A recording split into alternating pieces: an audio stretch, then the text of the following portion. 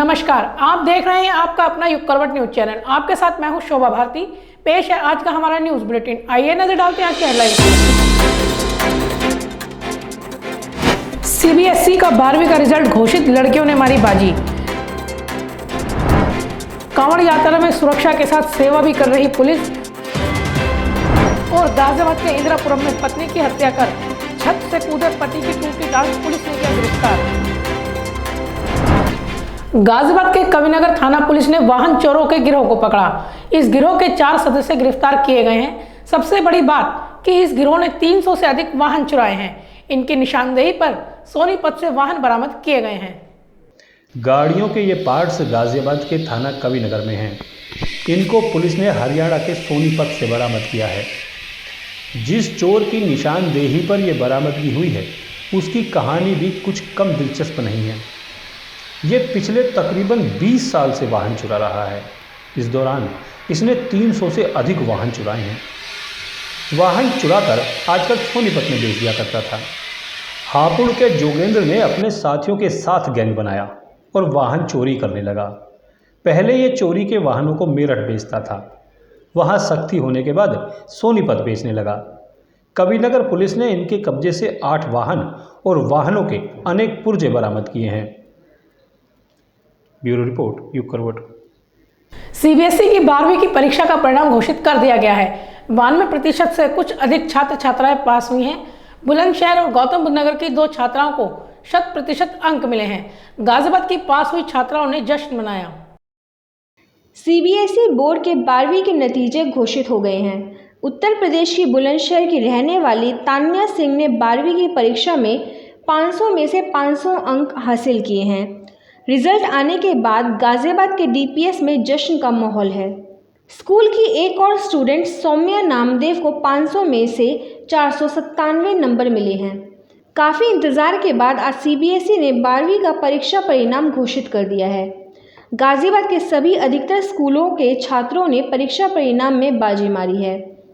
Silver line Prestige school और DPSG Meerut road के 3 छात्रों ने संयुक्त रूप में 99% 4% अंक प्राप्त किए हैं। सिल्वर लाइन स्कूल की चाहत गर्ग ने 12वीं की परीक्षा में 99% 4% अंक प्राप्त किए हैं। चाहत ने कॉमर्स से परीक्षा पास की है। डीपीएसजी मेरठ रोड के 2 छात्रों ने एक समान अंक प्राप्त किए हैं, जिनमें संस्कृति अग्रवाल ने 99% 4%, कीर्ति शर्मा ने 99% 4% अंक प्राप्त किए हैं। हालांकि अभी स्कूलों के रिजल्ट आने जारी हैं।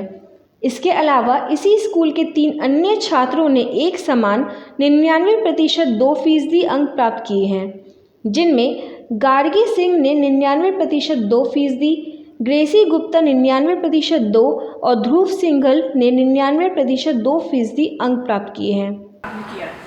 Ma'am, I am guessing time management is the key कि अगर आप दिन में 4-5 घंटे भी पढ़ रहे हो then that should be a productive time. And plus I am also interested in various scholastic activities.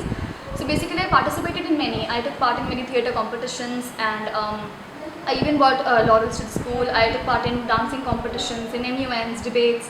So I've got interest in many activities as well, but of course excelling in academics is my goal. So I'm guessing you should manage your time well. Even if you are studying for just 4 to 5 hours, that should like really count. Like during the board examination times, of course, the time of studying was really increased. But yes, even in regular timing, you should study about 4 to 5 hours and consistently. Social media का भी क्या role रहा है आपके इसमें?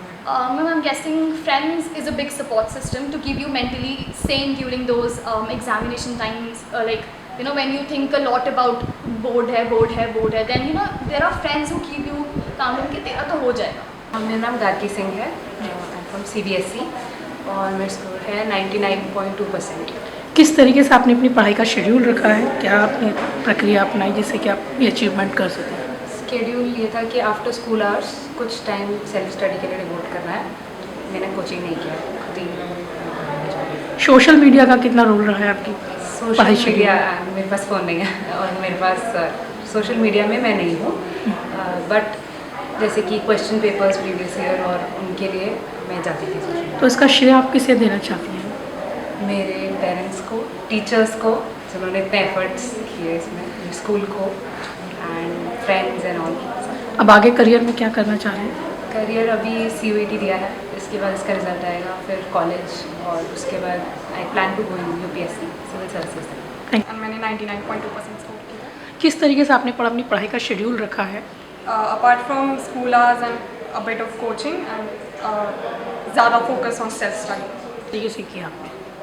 Covid के वजह से थोड़ा डिस्ट्रप्शन था ऑब्वियसली, क्योंकि इंटरेक्शन नहीं था स्टूडेंट और टीचर के लिए, बट या अपार्ट फ्रॉम दैट स्कूल के टीचर्स बहुत सपोर्टिव हैं, सो इतना प्रॉब्लम नहीं है। DPSC स्कूल से टॉप करने वाली संस्कृति ने बताया कि उन्होंने पढ़ाई के लिए एक नियमित शेड्यूल बनाया था, लेकिन बीच बीच में अपनी पढ़ाई से संबंधित कंटेंट गूगल आदि सोशल साइट से सर्च करती रहीं। इसके अलावा स्कूल शिक्षक से भी काफ़ी मदद मिली। वहीं चाहत गर्ग ने बताया कि वह CA बनना चाहती हैं, जिसकी कोचिंग उन्होंने शुरू कर दी है। चाहत ने कोरोना काल के दौरान भी अपनी पढ़ाई को नियमित जारी रखा। जिस तरह से स्कूल में शेड्यूल बनाकर पढ़ाई की जाती थी, उसी प्रकार वह घर में रहकर भी पढ़ती थी। यहाँ तक कि कक्षा 9 से अब कोई बड़ा फैमिली फंक्शन भी पढ़ाई की वजह से अटेंड नहीं किया और न ही पर्सनल फ़ोन है। चाहत सोशल मीडिया से भी पूरी तरह से दूर हैं। ब्यूरो रिपोर्ट युग करवट। गाजियाबाद के इंदिरापुरम थाना क्षेत्र में रहने वाले एक व्यक्ति ने अपनी ही पत्नी को चाकू मार दिया। इसके बाद घर की छत से कूदकर भागने लगा। छत से कूदा तो उसकी टांग टूट गई। पुलिस ने गिरफ्तार कर उसे अस्पताल में भर्ती कराया है। आज दोपहर में सूचना मिली कि सेक्टर 15/15 में एक घर है, उसमें एक महिला घायल अवस्था में पड़ी है। इस सूचना पर पुलिस गई तो ज्ञात हुआ कि एक विकास मीणा नाम का व्यक्ति है, जिसके द्वारा उसकी पत्नी कामना मीणा की चाकू से वार किया गया और फिर स्वयं भी छत के अपने घर की छत के ऊपर से कूद गया। इसमें विकास मीणा को और कामना मीणा को हॉस्पिटल भिजवाया गया। कामना मीणा को डॉक्टरों ने घोषित कर दिया और विकास मीणा का हॉस्पिटलाइज किया गया, इलाज चल रहा है। सुसंगत धाराओं में परिजनों के तरीके और अभियोग पंजीकृत कर आवश्यक विधिक कार्रवाई की जाएगी। कांवड़ यात्रा धीरे धीरे अपने रंग में आने लगी है। सड़कों का रूप भगवा होता जा रहा है। इस कांवड़ यात्रा में सबसे महत्वपूर्ण भूमिका पुलिस निभा रही है। पुलिस कांवड़ियों का स्वागत कर रही है, खाना दे रही है और उपचार भी कर रही है।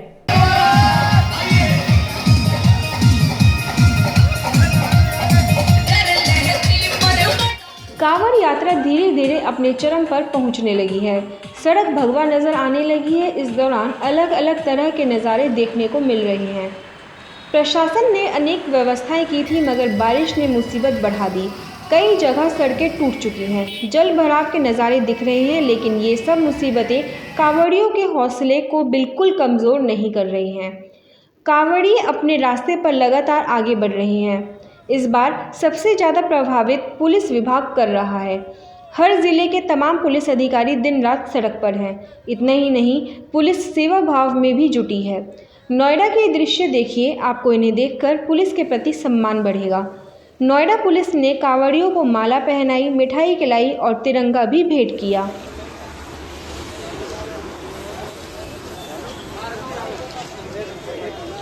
इतना ही नहीं, सेवा भाव में जुटी पुलिस कांवड़ियों के घाव पर मरहम भी लगा रही है।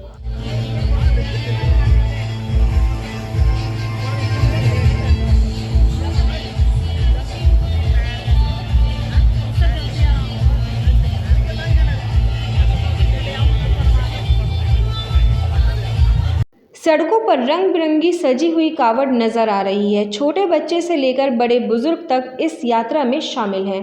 ब्यूरो रिपोर्ट युग करवट। कांवड़ यात्रा के कुछ विपरीत परिणाम भी सामने आ रहे हैं। गाजियाबाद की मेरठ रोड वाहनों के लिए बंद कर दी गई है। कई जगह रूट डाइवर्ट किया गया है। इससे NH9 और हाईवे पर जाम लगने लगा है। शुक्रवार को दिन भर जाम लगा रहा।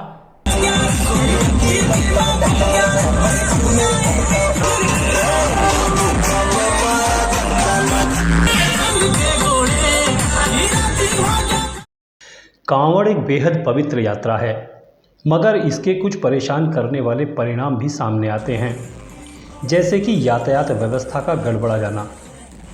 गाज़ियाबाद में मेरठ रोड पर बड़े और कमर्शियल वाहन प्रतिबंधित हैं। अनेक कट और यूटर्न बंद कर दिए गए हैं। इससे कुछ सड़कों पर यातायात का दबाव बहुत ज़्यादा बढ़ गया है। NH9 का अभी से बुरा हाल है, जबकि कांवड़ यात्रा समाप्त होने में अभी 4 दिन बाकी हैं। NH9 पर चिपियाना रेलवे क्रॉसिंग के ऊपर काम चल रहा है। इस वजह से यहाँ मात्र 4 लेन पर ही यातायात निकल रहा है। यहाँ सामान्य दिनों में ही जाम लगा रहता है। अब तो यातायात और अधिक बढ़ गया है। शुक्रवार को यहाँ दिन भर जाम लगा रहा। यही हाल डासना का भी रहा। DME बंद होने की वजह से पूरा हाईवे जाम हो गया। लोग 3 से 5 घंटे तक सड़क पर फंसे रहे। हालांकि दोपहर बाद DME खोला गया, मगर जाम से लोगों को मुक्ति नहीं मिली। ये परेशानी 26 जुलाई तक झेलनी पड़ेगी। ब्यूरो रिपोर्ट, युग करवट। देश में महंगाई है और इसका लोगों पर असर है। इस बात को भाजपा और सरकार स्वीकार नहीं करते, मगर केंद्र के एक मंत्री जब सड़क पर भुट्टा खरीदने उतरे तो आटे दाल का भाव समझ में आ गया। एक भुट्टे की कीमत 15 रुपए सुनकर मंत्री के मुंह से निकल ही गया, क्या इतनी महंगाई है? केंद्रीय मंत्री फग्गन सिंह कुलस्ते का आखिर महंगाई के सच से सामना हो ही गया। मंत्री को समझ में आ ही गया कि देश का आम नागरिक महंगाई से किस तरह परेशान है। केंद्रीय मंत्री को भुट्टे खरीदने इस कदर महंगे लगे कि जेब तक हाथ पहुंचाना मुश्किल हो गया। MP के मंडला से सांसद केंद्रीय राज्य मंत्री फग्गन सिंह कुलस्ते शिवनी से सड़क के रास्ते मंडला जा रहे थे। इसी दौरान मंत्री अपने काफिले के साथ भुट्टे की दुकान पर उतरे और 3 भुट्टे पैक कराए, जिसके बाद उन्होंने दुकानदार से 3 भुट्टों का रेट पूछा। दुकानदार ने 15 रुपये प्रति भुट्टे के हिसाब से 45 रुपये बताए। तो मंत्री को महंगाई समझ में आई और उन्होंने दुकानदार से कहा, इतनी महंगाई। फग्गन सिंह कुलस्ते यही नहीं रुके, उन्होंने दुकानदार से यह भी कहा कि इतने महंगे भुट्टे इस इलाके में तो फ्री में भुट्टे मिल जाते हैं। इसके बाद पैसे का मोल भाव करने लगे। ये वीडियो सोशल मीडिया पर जमकर वायरल हो रहा है। नमक लगा करके दो, पेपर है कुछ लपेट के देना। कितना हो देते हैं? 45 रुपये। इतना महंगा देते 15 रुपये का है। अब तुम सोच रहे गाड़ी देख के बता है, लेकिन नहीं होंडा तो यहाँ तो फ्री में मिलता है। फ्री में 5 रुपये का खरीद। क्या नाम है तेरा? धर्मेंद्र। बेटा राम, तुम 15 रुपये में बेचते हो, क्या कीजिए? है कितना केजी है भुट्टा? किलो में क्या भाव बेचते?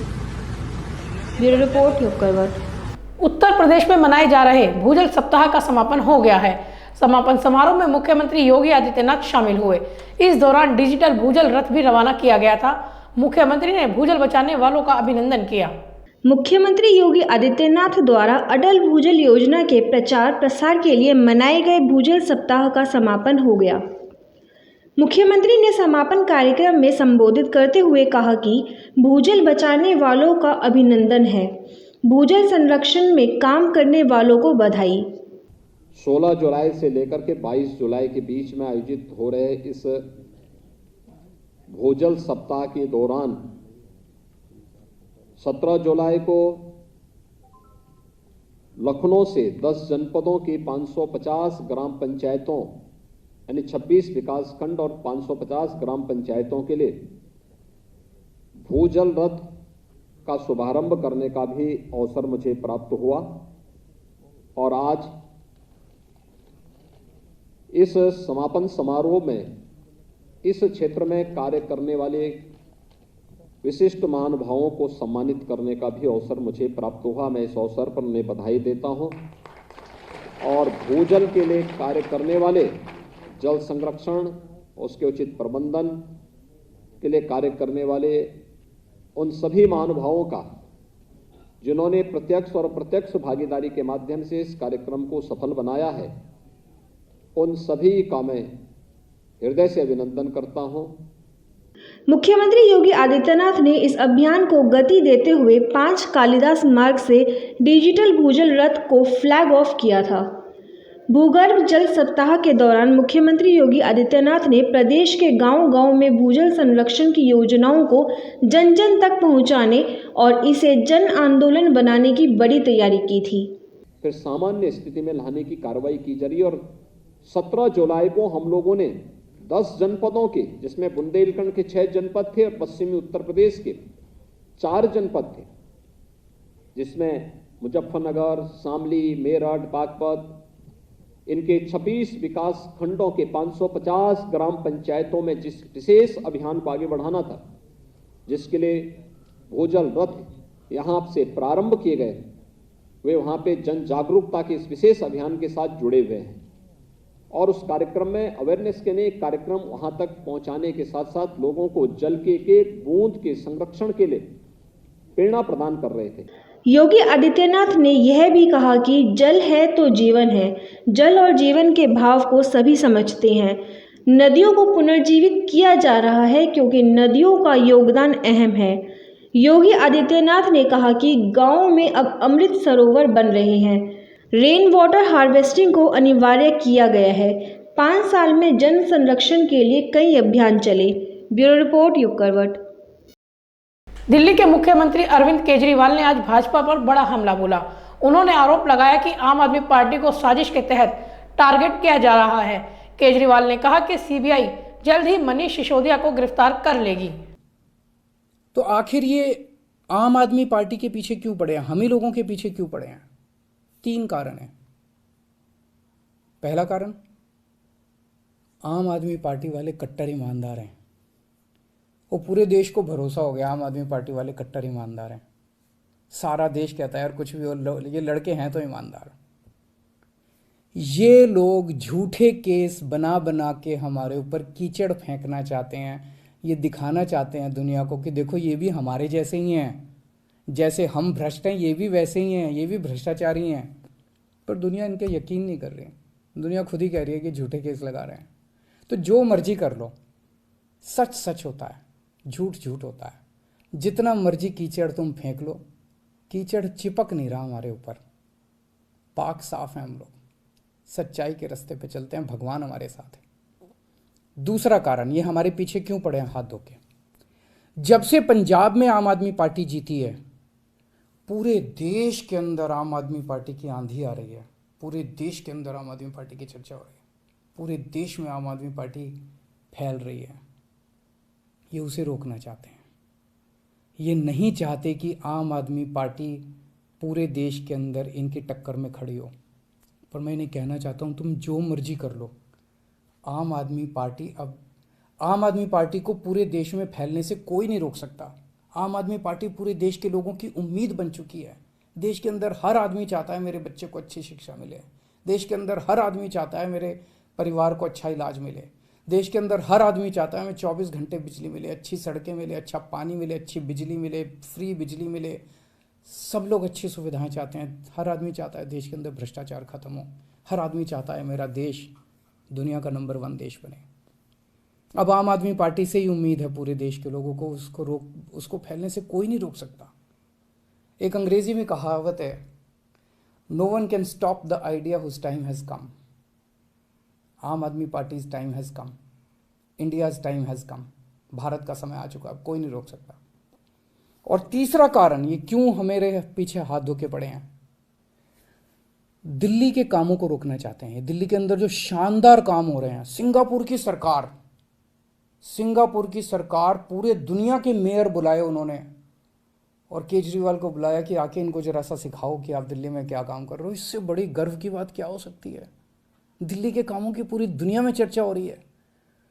ट्रंप साहब की वाइफ आई थी, वो हमारे स्कूल देखने जाती हैं। ये हमारे दिल्ली के कामों को रोकना चाहते हैं। खासकर दिल्ली में एजुकेशन और हेल्थ में बहुत शानदार काम हुए, इसीलिए उन्होंने पहले हेल्थ मिनिस्टर को जेल में डाला और अब एजुकेशन मिनिस्टर को इन्होंने जेल में डाला। तो आज के लिए बस इतना ही। गाजियाबाद और देश विदेश की खबरों के लिए देखते रहिए युग करवट और पढ़िए आपका अपना युग करवट न्यूज़पेपर। युग करवट चैनल को लाइक करें, सब्सक्राइब करें और कमेंट जरूर करें। आपके कमेंट हमारे लिए महत्वपूर्ण है। नमस्कार।